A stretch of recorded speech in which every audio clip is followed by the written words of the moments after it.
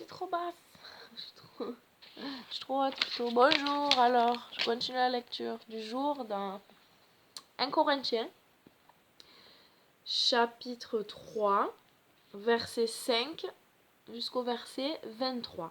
Le thème, c'est l'ensemble des croyants forment le Saint-Temple de Dieu. Si nous nous encourageons les uns les autres, nous consolidons le temple de Dieu. Si nous nous déchirons les uns les autres, nous le fragilisons.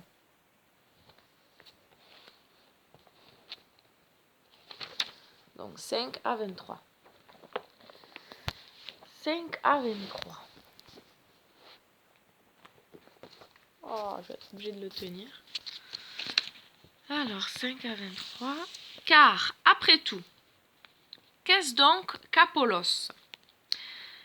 Qu'est-ce donc Shaoul? Seulement des serviteurs par lesquels vous avez appris à mettre votre confiance en Dieu. Oui, c'est bien le Seigneur qui vous a amené à croire par l'intermédiaire de l'un de nous ou par un autre. J'ai planté la semence et Apollos l'a arrosée, mais c'est Dieu qui l'a fait croître. Ainsi, ce n'est pas celui qui plante, ni celui qui arrose qui sont quelque chose, mais Dieu qui donne l'accroissement. Amen. Celui qui plante et celui qui arrose sont égaux. Cependant, chacun sera récompensé selon son propre travail, car nous sommes les collaborateurs de Dieu, et vous êtes le champ de Dieu et l'édifice de Dieu. Selon la grâce que Dieu m'a donnée, j'ai posé les fondations comme un maître bâtisseur qualifié et un autre homme bâtit dessus.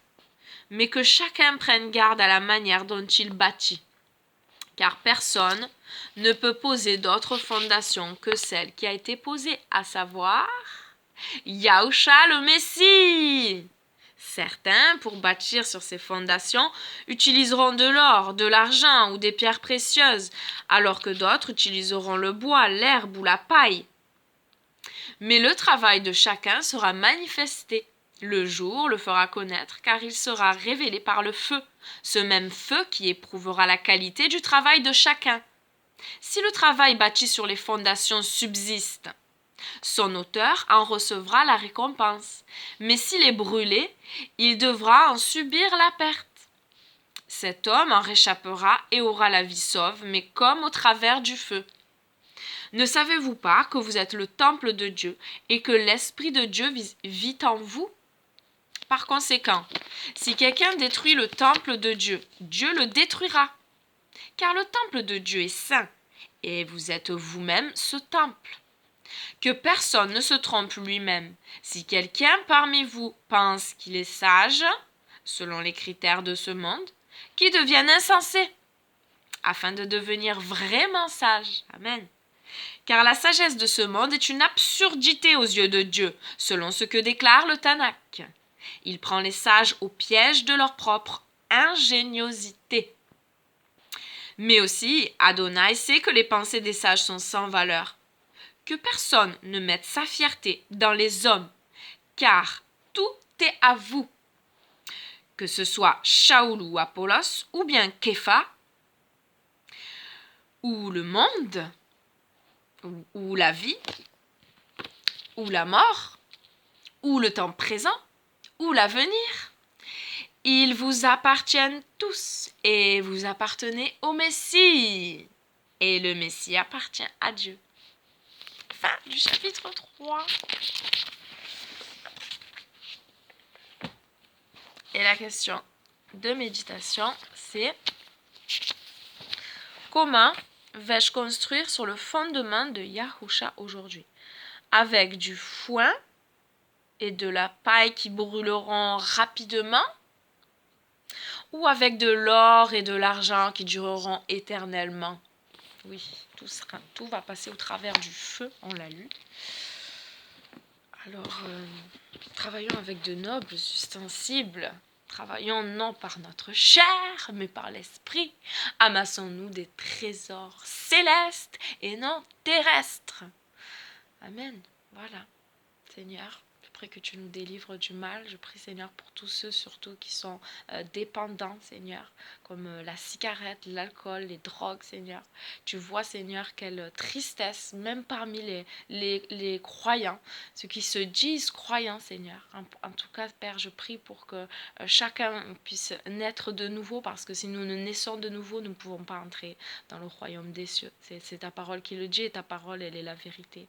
Et voilà, on reconnaît l'arbre à ses fruits, Seigneur, et je prie vraiment pour la repentance de chacun, pour que chacun puisse être attristé par ton souffle saint, pour que cette tristesse-là, elle produise un véritable changement de vie, d'attitude. Parce que sinon, voilà, c'est la tristesse selon le monde. Elle produit la dépression et elle produit la mort. Elle sert strictement à rien, cette tristesse-là. Merci d'envoyer cette tristesse selon toi, mon Dieu, par ton souffle, par ton esprit. Merci, Seigneur, pour la repentance des cœurs. Tu es celui qui veut changer les vies. Tu es celui qui veut délivrer. Tu es celui qui veut que tes enfants soient saints comme tu es saint. Soyez parfaits comme je suis parfait, nous dit ta parole. Voilà, aimez, tu es l'amour parfait, tu nous montres l'exemple et nous voulons pas, je ne veux pas faire de compromis, Seigneur, avec ta parole, Seigneur. Je veux marcher droit et je veux, Seigneur, que tous tes enfants puissent marcher droit, être chacun un bon exemple pour les gens du dehors. C'est nous qui sommes ambassadeurs du royaume de Dieu. Alors, comment le sommes-nous, Seigneur? Est-ce que nous le prenons vraiment au sérieux? Est-ce que cette mission qui est grande que tu nous as donnée, elle est respectée, Seigneur?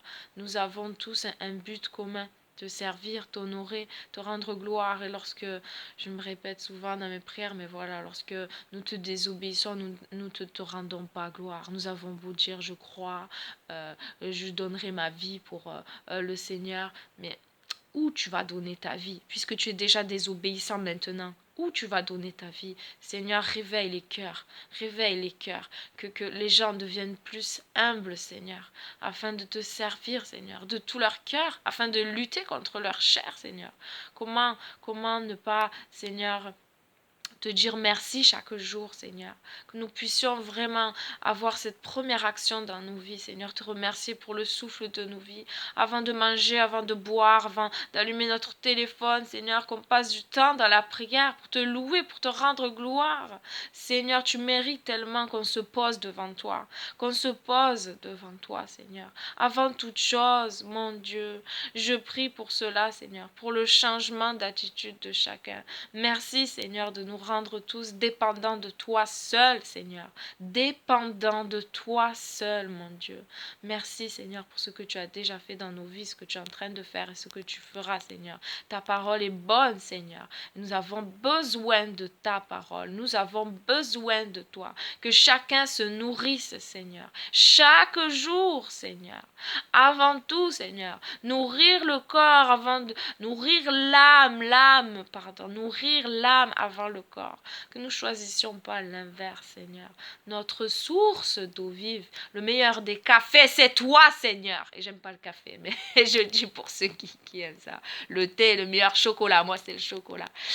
Le meilleur des chocolats, meilleure boisson, c'est toi, mon Dieu. C'est toi. Que nous sachions nous ressourcer en toi avant tout. Faire passer l'âme avant le corps. Qu'on sache lutter, marcher par l'esprit et non la chair.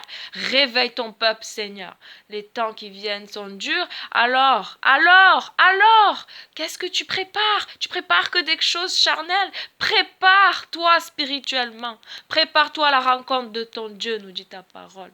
Réveille les gens, surtout ton peuple.